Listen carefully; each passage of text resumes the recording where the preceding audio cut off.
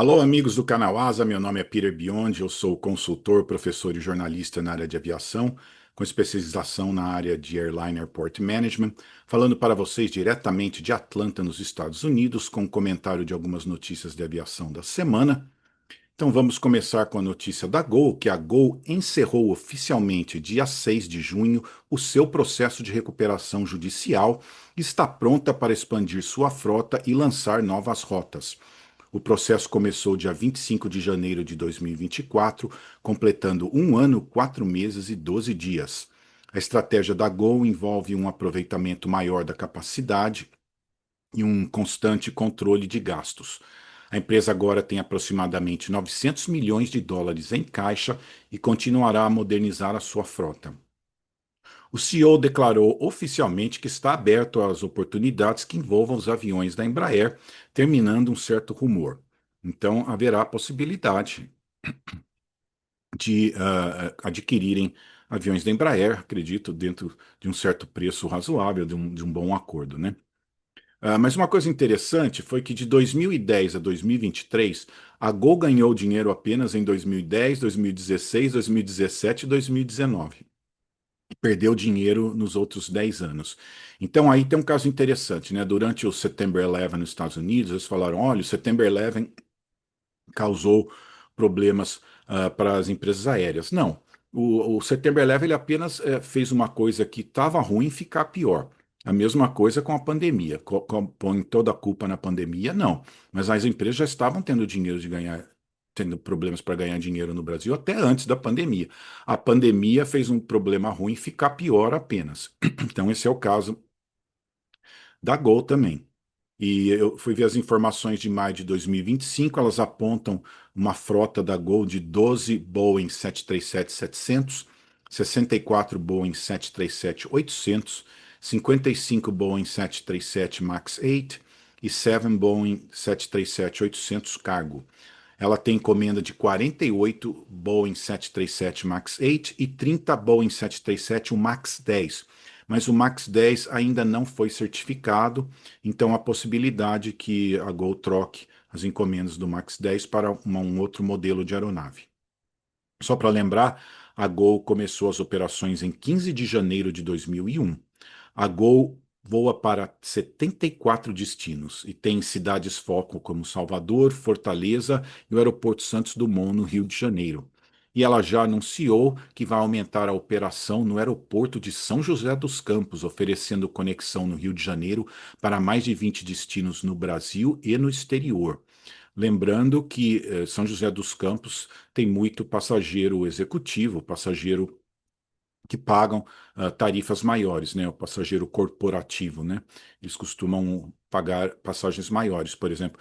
E a Gol no Rio de Janeiro, ela tem code share com a American Airlines, com a United, com a Air France, então ela pode oferecer até conexões para o exterior. Mas me fez pensar, e uma lição aqui para vocês, lição de casa para vocês pensar, como ficaria num caso de uma fusão, né? Como que faria? Porque a Azul gostaria que os passageiros fossem Viracopos pegar os voos dela para o exterior.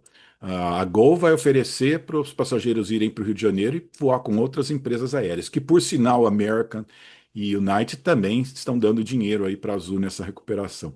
Então, olha a confusão que pode dar. Onde que vai fazer? Vai tirar voo de São José para forçar os passageiros a ir para cá, para lá, né?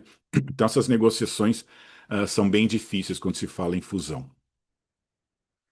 Agora, uma interessante da ANAC, né? A ANAC suspendeu o agendamento dos exames teóricos exigidos para obtenção de licenças e habilitações de profissionais de aviação civil em razão de cortes orçamentários. A medida atinge pilotos, mecânicos de voo e de manutenção, despachantes operacionais e instrutores de segurança. Comissários de bordo não serão impactados. Pela medida, a ANAC teve uma redução de 23 milhões de seu orçamento. E as empresas aéreas têm as suas próprias provas, o seu sistema de prova dentro da empresa. Essa medida vai atingir o pessoal de aeroclube, pessoal de aviação geral, e a ANAC teve que interromper o contrato com a Fundação Getúlio Vargas. A FGV ela aplica os exames teóricos para a ANAC e também se responsabiliza pela organização, aplicação e correção das provas. Os exames são realizados em centros de testes da FGV, que podem ser pessoas contratadas. Um amigo fez numa empresa de informática e tem esses centros em todo o país. E o importante é garantir a integridade e a segurança do processo de uma maneira isenta.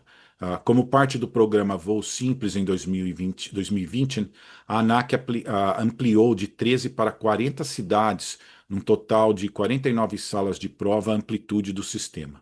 Mas a ANAC está vendo uma outra maneira de providenciar essas provas. Uma interessante, né? Foi realizado em São Paulo, em São Roque, na região metropolitana de São Paulo, o Catarina Air Show. Foram 7.000 visitantes convidados, 80 marcas expositoras, 511 pousos e decolagens de pessoas que foram ao show e 3 áreas de hangares para exposição estática, que foi desenvolvida por esse grupo de investimentos, JHSF. É um aeroporto privado. Interessante, o aeroporto tem uma pista de 2.470 metros, até maior do que a pista principal do aeroporto de Congonhas. E o interessante é que o pessoal de marketing descobriu que as pessoas que compram carro de luxo são as mesmas que têm avião e as mesmas que têm barco. Então esse show praticamente reúne essas 3 áreas, né? Então é muito interessante como o pessoal de marketing descobriu. Uma coisa interessante sobre a aviação executiva, né? O interessante é que o Brasil tem a segunda maior frota de jatos executivos do mundo, com 1.103 unidades, perdendo apenas para os Estados Unidos, com 15.492 aeronaves. E no Brasil, né, o crescimento da aviação executiva se deve à geografia do Brasil, o desenvolvimento econômico, o agronegócio, necessidade de mobilidade para negócios. Então, um país muito bom para esse tipo de atividade. Eu fui olhar, por curiosidade, um charter de avião executivo no Brasil pode custar para jatos leves de 8 a 20 mil reais por hora, jatos médios de 12 a 20 mil por hora, e um São Paulo-Brasília, que é uma rota de luxo, de 30 a 100 mil reais, ida e volta. Então, essas coisas dependem de época de ano e várias coisas, mas só para ter uma ideia sobre o custo de aviação executiva. E falando desses encontros, né, no dia 16 a 22 de junho será realizado em Paris o International Paris Air Show. Serão 2.500 exibidores, 300 mil visitantes, 300 startups de 21 países e 150 aviões em exibição. O encontro apresenta vários contratos e oportunidades de encomenda de aeronaves, e o show desse ano vão lidar com o problema de suprimento de peças e atraso na entrega de aeronaves. Só para ter uma ideia, a Airbus estimava entregar este ano 820 aeronaves comerciais, mas até maio entregou apenas 243. É o caso da Delta aqui, eles têm Airbus e têm Boeing, mas um dos motivos que eles compraram Boeing é que ia demorar tanto para a Airbus entregar um avião que eles precisavam do avião antes. Então, nós vamos ter 2 modelos de avião, pelo menos vão ser entregues antes. Nós vamos poder operar, né? E um comentarista da Air Insight, ele apontou que as empresas estão buscando aeronaves mais eficientes em combustível, e mais que as empresas low cost estão preocupadas com a retratação do mercado.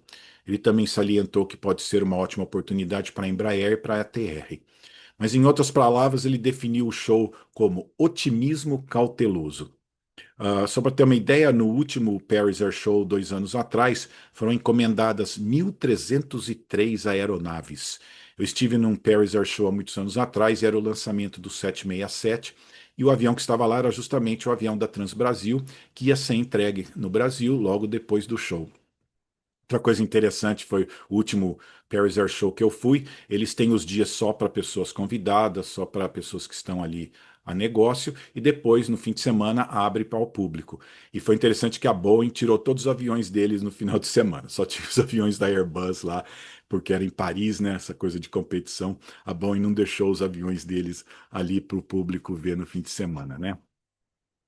Falando de mais desses encontros, foi realizado do dia 1 a 3 de junho em Delhi, na Índia, o encontro anual da IATA, International Air Transport Association, que representa 340 airlines de 120 países. Alguns dos tópicos que foram discutidos foi a recuperação da indústria depois dos efeitos da pandemia, E eles falaram também que, embora as margens de lucro ainda são pequenas, ela já apresentou uma melhora agora em 2025 em relação ao ano passado. Eles esperam para esse ano uma pequena margem de lucro, mas melhor que 2024. Discutiram a geopolítica, os problemas econômicos recentes, como a guerra tarifária e o declínio na confiança dos consumidores. Também discutiram os problemas na cadeia de suprimento de peças e partes de aeronaves, que teve um custo muito alto para algumas empresas aéreas. A projeção para 2025 é que o lucro líquido das empresas chegue a 36 bilhões de dólares, a margem de lucro de 3,7%, um aumento de receita e passageiros, diminuição no volume de carga e projeção de redução no custo dos combustíveis. E o mais interessante, a próxima reunião anual será no Rio de Janeiro, em junho de 2026, e a anfitriã será a Latam. Então, muito importante aí.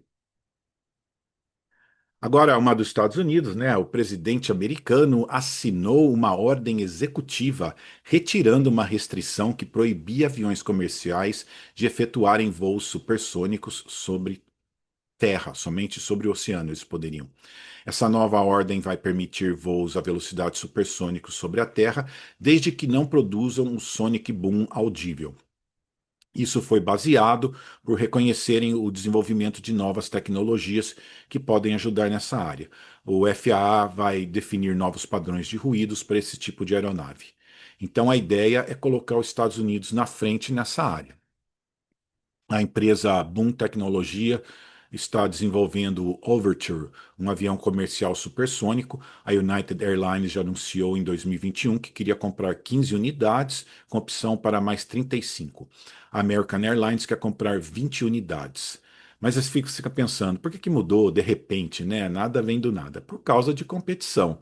Tem empresa na Europa, Destinus, né? Na Europa competindo, e tem uma chinesa, Link Kong, que é Space Transportation na China. Então nada vem de graça, né? Tem coisa por trás. Uma coisa interessante de voo supersônico, uma vez eu vi que a Air France estava fazendo uma homenagem para os passageiros que voavam muito na rota Paris-Rio de Janeiro. Haviam 8 passageiros, eu lembro que eles fizeram uma homenagem, mas o passageiro que mais voou nessa rota foi o João Avelange, que era presidente da FIFA. Parece que era uma coisa assim de 50 voos, ele tinha feito mais de 50 voos no Concorde só na rota Paris-Rio de Janeiro, né? Outra coisa interessante sobre o voo supersônico, a British Airways tinha um voo que saía de Londres às 10 horas da manhã, chegava no mesmo dia em Nova York às 8 horas da manhã, porque eram 3 horas de voo e você passava 5 fuso horários. Você voltava no tempo, no mesmo dia, 2 horas antes. Então era uma coisa engraçada desse voo aí. E uma história mais legal, né? Quando eu estava fazendo mestrado, eu era auxiliar de um dos professores. Então consegui conhecer um cara chamado Mike Bannister. Ele foi lá dar uma palestra, né? E eu tive a oportunidade de conversar com ele. Ele foi o manager do Concorde. Ele conta uma história interessante que ele contou na palestra, que ele era piloto e deram esse cargo para ele de manager. Falaram: você vai ter que fazer o Concorde dar lucro, não está dando lucro. Então ele falou: pô, sou piloto aí, não sou um cara tanto de business. Daí ele falou que ele começou a perguntar para as pessoas ali do trabalho quanto custava uma passagem no Concorde. E ninguém sabia. Ele perguntou para um, não sabia, perguntou para outro, não sabia. Daí ele falou que foi na sala VIP lá do Concorde, começou a conversar com os passageiros que voavam no Concorde. Daí ele perguntou: o senhor voa no Concorde e tal, e o senhor sabe quanto custa uma passagem? O passageiro: não, não tenho ideia. Daí ele perguntou: quanto o senhor acha que custa? Ele falou: deve custar uns 30 mil dólares. Eu não lembro os valores exatos, mas qualquer coisa assim, uns 30 mil dólares, né? E daí ele falou: tá bom. Daí finalmente ele descobriu o preço. Era uma coisa assim, vamos dizer, 18 mil dólares, né? Daí ele pegou, sabe o que ele fez? Aumentou para 30 mil. Já que a percepção é que custava 30 mil, ele falou: por que esse pessoal não faz diferença? São pessoas que não são sensíveis a preços, a empresa paga, alguma outra organização está pagando, não faz diferença. Ele aumentou de 18 para 30 mil, o Concorde começou a dar dinheiro. Mas olha que ideia genial, só de intuição, né? Ele nem era tanto uma pessoa de business aí. Então, muito legal essa história aí do Mike Bannister. E agora uma da JetBlue, né, que ela está lançando um serviço de trem para avião na Flórida. A empresa aérea fez o acordo com a Brightline, que é um trem particular que vai de Miami até Orlando. para oferecer esse serviço intermodal, né? A JetBlue serve algumas cidades como Fort Lauderdale, Sarasota, Tampa, Orlando. E a Brightline, ela sai de Miami e vai até Orlando. Ela passa por Aventura, Fort Lauderdale, Boca Raton, West Palm Beach. Então esse sistema ele já até é usado na Europa, né? Por exemplo, a Lufthansa ela já vende a parte do trem.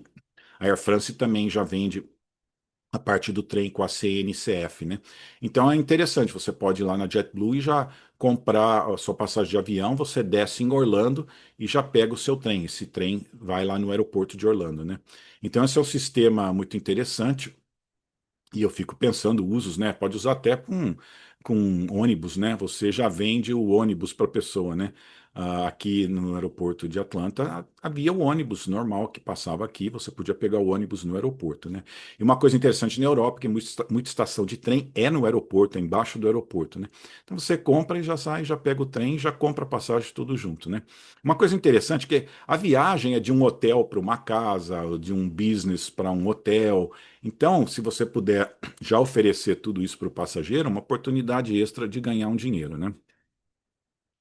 E uma coisa interessante, só para terminar a última, né? A terceira turma recursal de justiça da Bahia deu ganho de causa à TAP em um processo movido por passageiro que tentou embarcar um cão de suporte como se fosse um cão de serviço. A Justiça ratificou a decisão recente do Tribunal de Justiça que cão de suporte emocional não é cão de serviço. A primeira instância condenou a TAP, que recorreu e ganhou. Segundo o STJ, no recurso especial 2188156, ela declara que, na ausência de legislação específica, cabe às companhias aéreas definir as regras técnicas para esse tipo de transporte. A diferença praticamente de um cachorro para o outro é o tipo de treinamento. Então, vocês viram todo aquele caso que aconteceu com o cancelamento da TAP, mas eu tinha falado, né, que pela legislação parecia que ela estava certa, e aqui é uma confirmação também de um caso parecido, e a TAP ganhou esse caso na justiça. Então, muito obrigado. Essas são algumas notícias da semana. Pedimos que você coloque os seus comentários aqui, colabore, se você tem alguma informação adicional, né? Assine o canal, recomende para os amigos. São mais de 580 episódios sobre aeroportos, investigação de acidentes, notícias, entrevistas, voos no cockpit e até vídeos históricos. Deixe seus comentários e muito obrigado.